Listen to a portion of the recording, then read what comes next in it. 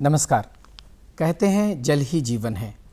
मानव शरीर का 60% हिस्सा जल से बना हुआ है और जल पर आधारित है। शुद्ध जल की आपूर्ति हम सब के लिए आवश्यक है और यही कारण है कि भारत सरकार ने एक बहुत ही महत्वपूर्ण कार्यक्रम आरंभ किया है जिसका नाम है जल जीवन मिशन। और जल जीवन मिशन योजना के अंतर्गत जो भी कार्यक्रम संचालित हो रहे हैं उसकी क्या उपलब्धियां हैं, उसकी क्या समस्याएं हैं, उसके क्या समाधान है, इस विषय पर बातचीत करने के लिए आज हमारे स्टूडियो में आमंत्रित हैं जलकल विभाग वाराणसी के महाप्रबंधक श्री रघुवेंद्र कुमार जी। बहुत बहुत स्वागत है रघुवेंद्र जी। नमस्कार जी। अभी जैसा कि हमने आपको बताया कि हमारे देश में ये जल जीवन मिशन योजना चल रहा है, तो इस योजना के बारे में थोड़ी सी बातचीत हम लोग करें और फिर हम इस योजना के बारे में वाराणसी में क्या परिदृश्य है, वाराणसी में घर घर जो जल पहुंचाने की योजना है माननीय प्रधानमंत्री जी चाहते हैं, तो उसके बारे में हम बात करें। ये जल जीवन मिशन योजना क्या है? जल जीवन मिशन जो बेसिकली शुरू हुआ है वो ग्रामीण क्षेत्रों में शुद्ध पेयजल उपलब्ध कराने के लिए ये योजना शुरू हुई है और इस योजना में 2024 तक प्रत्येक ग्रामीण क्षेत्र के घर में हम पेयजल उपलब्ध कराना है। पेयजल शुद्ध हो और उचित मात्रा में उसको हमें पहुंचाना है घरों तक। उसमें लगभग 55 एलपीसीडी का मानक तय किया गया है। हम उत्तर प्रदेश की बात करेंगे तो 55 लीटर पर कैपेसिटा पर प्रति व्यक्ति प्रतिदिन ये मानक है। और इस योजना को सफल बनाने के लिए कुछ महत्वपूर्ण बिंदुओं पर फोकस किया गया है। जैसे ये सेल्फ सस्टेनेबल हो, जो इसका रिसोर्स है पानी का जी वो ख़त्म ना हो, उसके लिए वाटर रिचार्जिंग की भी इसमें प्राविधान किया गया है। और ये जो योजना है वो जन सहभागिता से इसको चलाने के उद्देश्य है कि जो कंज्यूमर है, जो उपभोक्ता है, वो इससे स्वयं को अपने को जुड़ा हुआ महसूस करे और जो इसके मेंटेनेंस पे जो खर्च आ रहा है जो बहुत ही मिनिमम होगा उसको भी वो अपने से चलाए, अपनी से मेंटेन करे और जो उसका सोर्स है उसको भी बना के रखे। तो मेन ये है कि घर घर तक हमको शुद्ध जल पहुंचाना है। और यदि आप शुद्ध जल की बात करेंगे तो जो भारत में जो पूरे विश्व का जो फ्रेश वाटर का रिसोर्स है वो लगभग 4% है और जो तेज़ी से इसकी उपलब्धता घट रही है। जो 1951 में जो लगभग 5.1 मिलियन लीटर पर प्रति व्यक्ति था, अब वो लगभग 2019 में ये 1.3 मिलियन रह गया है। और जो यही ट्रेंड रहा तो 2050 तक 1.1 मिलियन प्रति लीटर के ये उपलब्ध रहेगा। तो ये एक जल संकट जो एक आने वाला है या गंभीर जल संकट को देखते हुए तो ये योजना काफ़ी महत्वपूर्ण है।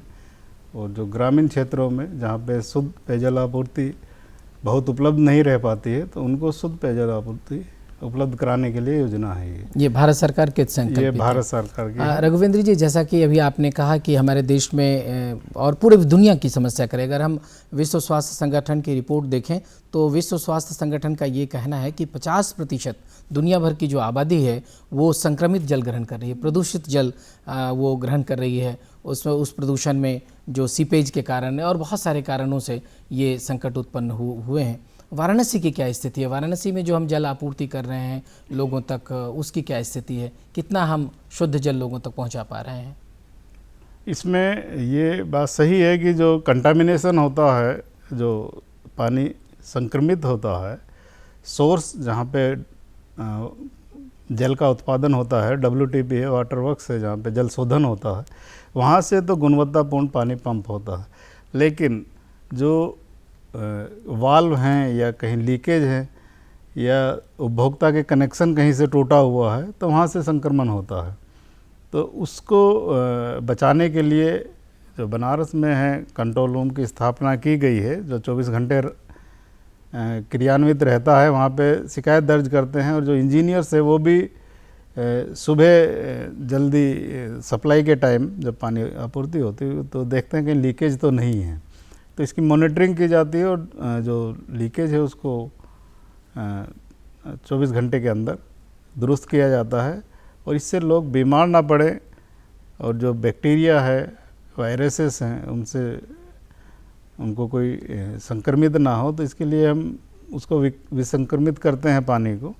सप्लाई से पहले उसमें उचित मात्रा में हम क्लोरिनेशन करते हैं, ताकि यदि कोई कंटामिनेशन हो भी गया है तो वो उससे वो सबसाइड हो जाए। जी जी, जैसा कि अभी आपने आरंभ में बात की कि ये जो जल जीवन मिशन योजना है, हर लोगों तक शुद्ध जल की आपूर्ति हो, लोगों को शुद्ध जल मिले, इसके लिए आपने कहा कि स्वयं की सहभागिता होनी चाहिए, जन सहभागिता की बात आप कर रहे थे, उसमें रेन वाटर हार्वेस्टिंग की भी बात आती है। तो हम चाहेंगे कि आप थोड़ी चर्चा रेन वाटर हार्वेस्टिंग की करें, क्योंकि नगरों में भी जो बड़े बड़े भवन हैं वहाँ पर कैसे इसको, क्योंकि जब तक हम अपने वाटर को रिचार्ज नहीं करेंगे तब तक हमारा जो ये जल की आपूर्ति है वो संकट के रूप में ही रहेगा। जी जी, जो आप देखेंगे कि जो ग्राउंड वाटर है, जो मैक्सिमम हमारी योजनाएं रूरल एरिया में रहती हैं और शहरों में भी, तो उसमें ग्राउंड वाटर का बहुत बड़ा भाग रहता है। लगभग सभी शहरों में 50% के करीब ग्राउंड वाटर यूज करते हैं और 50% हमारा जो सरफेस वाटर यूज होता है, जो नदियों से लेते हैं।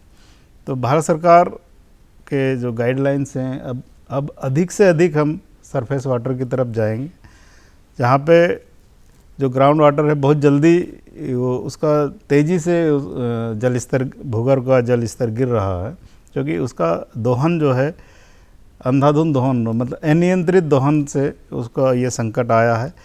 और जो हमारा भूगर्भ का जल स्रोत है उसको भी हमको संरक्षित करना है। उसी के लिए वाटर रिचार्जिंग है, जल संरक्षण के योजनाएं हैं, कैच दी रेन करके एक योजना भारत सरकार की है जो जिस पे काम हो रहा है।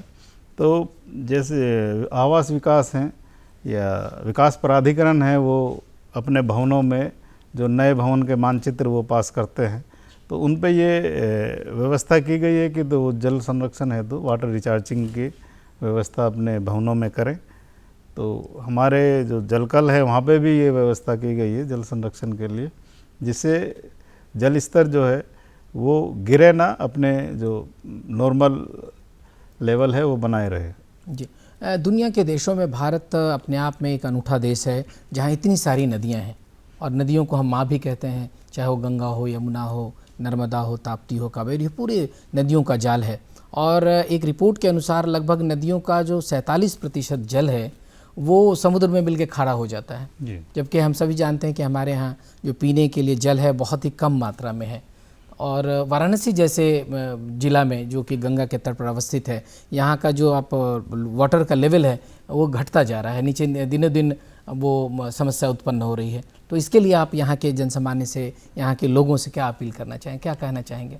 उसमें जो पानी का मिसयूज एक बड़ा कारण है। जो हम यदि जो हमारे मानक हैं जो 135 लीटर प्रति व्यक्ति प्रतिदिन का मानक है, और वो सफिशेंट है, उसमें सारा काम हो जाता है, लेकिन टैप खुला छोड़ देना, गाड़ियों को धोना, और उसके ऊपर कई जगह तो ये देखा गया है कि टोटियाँ ही उन्होंने उसके ऊपर नए कनेक्शन के ऊपर नहीं लगाई है। जब तक पानी आता है वो बहता रहता है, उससे तरफ जहाँ पानी की बर्बादी होती है, वही दूसरे लोगों को जो ऊपर उससे आगे के घर हैं उनको उचित प्रेशर पे पानी नहीं मिल पाता है, उनको प्रेशर बूस्टर पंप लगाने पड़ते हैं, तो उससे भी पानी ज़्यादा यूज में आता है।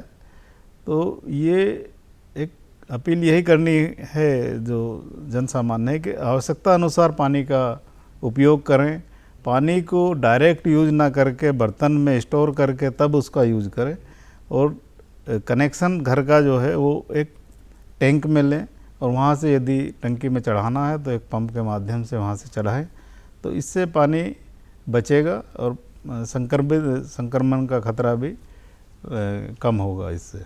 जी, आप जलकल संस्थान के महाप्रबंधक हैं, तो वाराणसी में जल आपूर्ति को लेके खास तौर से किन किन समस्याओं का आपको सामना करना पड़ रहा है, कैसी चुनौतियां आपके सामने हैं? जलापूर्ति के जो क्षेत्र में, वाराणसी में यदि हम पानी की उपलब्धता की बात करेंगे तो हमारी जो यहाँ पे पवित्र गंगा नदी है, हम सब वाराणसी में गंगा जल ही पीते हैं, उसी को यूज करते हैं, उसी का शोधन करके हम यहाँ पे सप्लाई कर रहे हैं।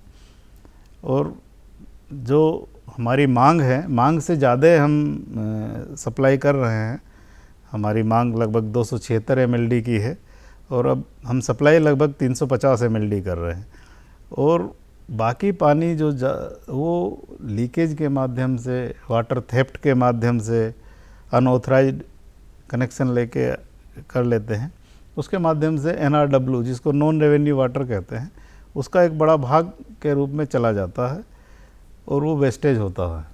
तो ये जो जल की समस्या है जिसके प्रबंधन की आप बात कर रहे थे और आपने कहा कि हम उसकी आपूर्ति सुनिश्चित करते हैं, बल्कि जितनी मांग है उससे ज़्यादा ही आप ज़्यादा सप्लाई दे रहे हैं, तो ये तो वाराणसी की जनता के लिए, हम सब के लिए बहुत ही अच्छी बात है, लाभ की बात है। लेकिन आपने एक बात ये भी कही कि वाटर थेफ्ट की बात आपने की, और आपने ये कहा कि जो जल का है दुरुपयोग बहुत होता है, क्योंकि जो पेयजल है हमारे लिए, लोग उसी से वाहन भी धोते हैं, मवेशियों को भी वही जल ये सेवन करा रहे हैं या फिर उसका स्नान भी कराते हैं। तो ऐसी स्थिति में हम जल को सही लोगों तक सही अनुपात में पहुंचा पाएँ, इसके लिए कोई योजना है इस कार्यक्रम के तहत, जल जीवन मिशन योजना के तहत?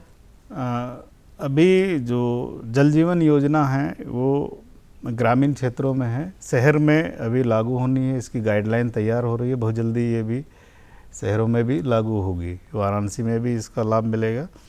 लेकिन जो हम पानी का, जहाँ पे हम फ्रेश वाटर, जो पेय योग्य पानी का हम यूज करते हैं, जहाँ पे हम रिसाइकलेबल, जो रिसाइकल्ड पानी है उसको यूज कर सकते हैं, तो इसके लिए योजना है। और हम उत्तर प्रदेश जल निगम के सहयोग से जो STP हमारे बने हैं, उनका जो रीयूज, जो पानी शोधित होकर आता है, तो उसकी एक योजना है कि जो कमर्शियल यूज में लाया जाए।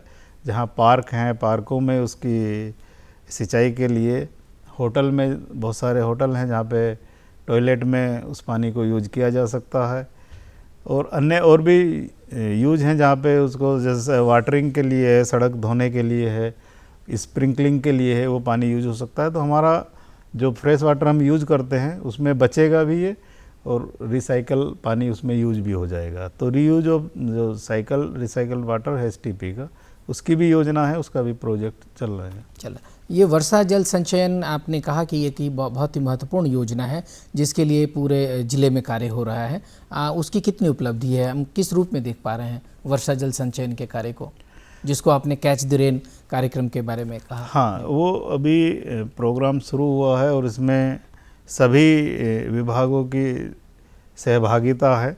सब जितना भी एरिया में वाटर है, जनरली शहरीकरण होने से कच्ची ज़मीन कम बची है, जो पानी नीचे जाता है, वो सब बह के नालों के माध्यम से वो एक उतना वो फिर नदी में चला जाता है। लेकिन उसको हम वहीं पे यूज करें पानी को एक पिट बना के, तो वो योजना जितनी भी हमारी ज़मीन उपलब्ध है, जो हमारा सरफेस एरिया है, तो उस पानी को वहीं पे यूज करके उसको कुछ यूज में ले आएँ और कुछ हम उसको रिचार्जिंग में यूज कर लें। तो जितना भी वर्षा हो रही है, वर्षा के पानी को वहीं पे यूज करके कैच करके उसको यूज कर लें, जिससे कि हमारा जो वाटर का लेवल है वो भी बढ़ेगा जी। और यदि हम स्टोर कर लेंगे तो उसको यूज भी कर सकते हैं जी। विद्यालयों में देखा जाता है कि वाराणसी के कुछ विद्यालय ऐसे हैं जहाँ तक अभी तक जल की आपूर्ति नहीं हो पाई, अच्छी तरह से नहीं हो पाई, तो आप उसको किस रूप में देखते हैं? विद्यालयों के लिए बाकी तो कनेक्शन दिए गए हैं, कुछ में हैंडपम्प की व्यवस्था है कि हैंडपम्प वहाँ पे लगाए गए हैं। कुछ 2-3 विद्यालयों की बात आई थी, हमने कनेक्शन की दिए हैं जी। तो हमारी लाइनें लगभग सभी जगह हैं। तो अब इसकी मुझे बहुत ज़्यादा आइडिया नहीं है कि कौन विद्यालय छोटा है। यदि छोटा है तो उसको कनेक्ट कर देंगे, मतलब शहरी क्षेत्र में तो कोई ऐसा विद्यालय नहीं होगा जहाँ हम पानी ना दे पाए। जी कहते हैं रहीमन पानी राखिए, बिन पानी सब सून, पानी गए न उबरे, मोती मानस चून। तो मानव जीवन में पानी की बहुत ही महत्ता है, जिसकी चर्चा आपने भी की। और यदि हमें एक बेहतर भविष्य की ओर जाना है तो हमें जल के संरक्षण पर ध्यान रखना होगा, जल के प्रबंधन पर ध्यान रखना होगा, और जल की आपूर्ति, शुद्ध जल की आपूर्ति हर लोग तक हो, इस बात का ध्यान रखना होगा। अभी हमारे साथ श्री रघुवेंद्र कुमार जी हमारे साथ हैं, जो जल कल वाराणसी के माननीय महाप्रबंधक हैं, और उन्होंने वाराणसी में जल आपूर्ति के बारे में, हमारे यहाँ जो जल जीवन मिशन योजना संचालित हो रही है उसके बारे में विस्तृत जानकारी दी। और हमारे माननीय प्रधानमंत्री जी भी चाह रहे हैं कि वाराणसी के हर घर में शुद्ध जल मिले, और वो जो जल है उसका जो मौलिकता है वो बरकरार रहे। तो हम आपके प्रति धन्यवाद कहते हैं स्टूडियो में आने के लिए, और हम लोगों से बातचीत करने के लिए आपका बहुत बहुत धन्यवाद। धन्यवाद। नमस्कार। नमस्कार।